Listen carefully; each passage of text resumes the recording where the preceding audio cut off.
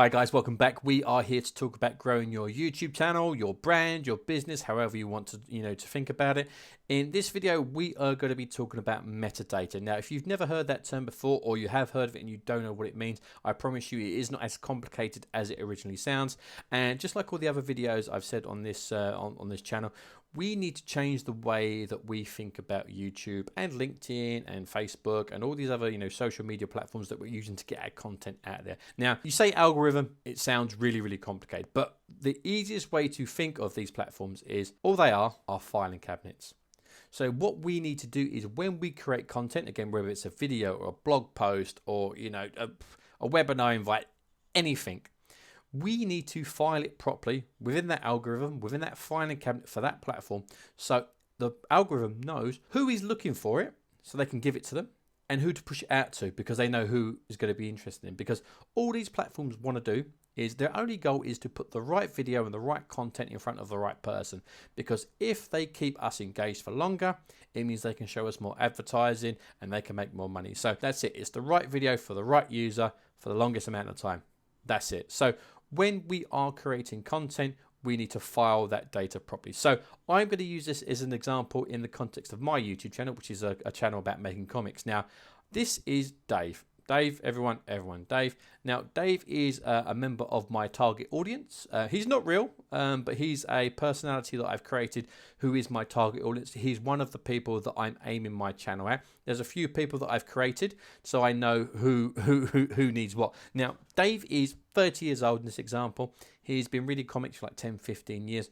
Always wanted to, learn how to make a comic, but doesn't know where to start, which is a common thing when people are using stuff like YouTube, because, whether you're learning to make a comic or you need to know how to change a tap, anything like that, you go to YouTube. So Dave, in this example, he wants to make a comic, doesn't know where to begin. So Dave goes to YouTube. Now, if I have made a video that is perfect for Dave, but I haven't filed it correctly with YouTube, he's never going to find it when he searches for it, and YouTube doesn't know how to push it out to him. So here's my video. Again, if I misfile it, no one is going to see it. So it's up to me and up to you to file your content correctly. So how can we do this in regards to YouTube? Well, first of all, as we said before on the show, you need a really good thumbnail. Have a couple of variations of that thumbnail ready so you can swap it out if the click-through rate's really, really low.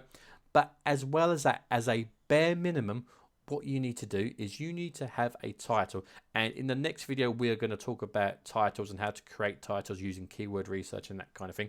But that title needs to tie into that thumbnail, because if that thumbnail and that title don't match, it's going to confuse the potential audience. It's going to confuse YouTube as well. So if, the video thumbnail is about making comics and the title has nothing to do with that, YouTube doesn't know what to do with it, okay? Also, on top of that, we actually need to write a description. Now, if you are a business and you're watching this, do me a favor. If your marketing team are creating content for YouTube, go and have a look at some of the videos that they've created and have a look if they've actually put anything in the description box. If they haven't, they need to kick up the backside, because in that description box, those first 60 characters as a bare minimum need to include the title of your video. And I'm not just talking, just cramming it in. So if this video was called how to write a comic, in the description, I just can't put how to write a comic. What you need to do is you need to make it sound more natural, just so, YouTube knows that you're not spamming it. You're not just cramming keywords into it, just something along the lines of, in this video, I'm going to show you how to write a comic. Just something that ties into it naturally. And, you've got 5,000 characters in that description box, use 1,000 of them, write a proper description that tailor make it and show that you've put some care and consideration to that title and that video and that description, because YouTube will appreciate that. Now, on top of that, actually in the video itself, so metadata needs to be actually in the video. Within your first 30 seconds of that video, in your introduction, you need to mention the title of that video and what it's about. Why? Because YouTube is not only watching what you do, it's also listening to you. Because, if you've uploaded a video to YouTube before, you will know that, it produces captions, for people with, hard of hearing. So it knows how to file it based on what you're saying. So if your video is, about making comics and you're not talking about making comics, YouTube's going to go, they don't match up. So you need to mention that in the first 30 seconds. And again, it needs to sound natural as well. Now, the fourth thing you need to include, now this is less important than it has been in the past, and that's tags. Now, the tags that you use on your video, again, are less important. YouTube used to use them to help file the video for you, but now because it's understanding what we say and what we show more, it needs them less. But what tags are great for, still use them until YouTube says we never ever need them again, use them. But what you should do in the tag section is whatever your title is and whatever the video is, spell it wrong. Because how many people do you know that go onto YouTube and they type in the wrong phrase, or they'll put, you know, an I and E around the wrong way, that kind of thing.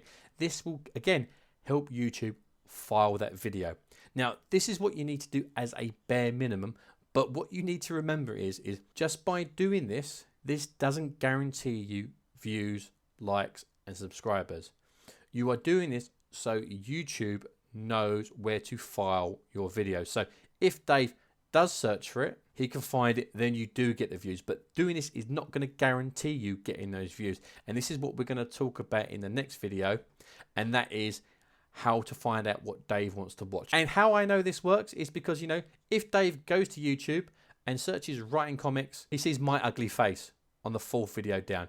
And my video is sitting among videos, you know, with 20,000 views, 11,000 views, 27,000 views, 140,000 views. Mine's got 2.5 because it's only a few months old, but it's up there because I filed it correctly. My thumbnail's pretty good.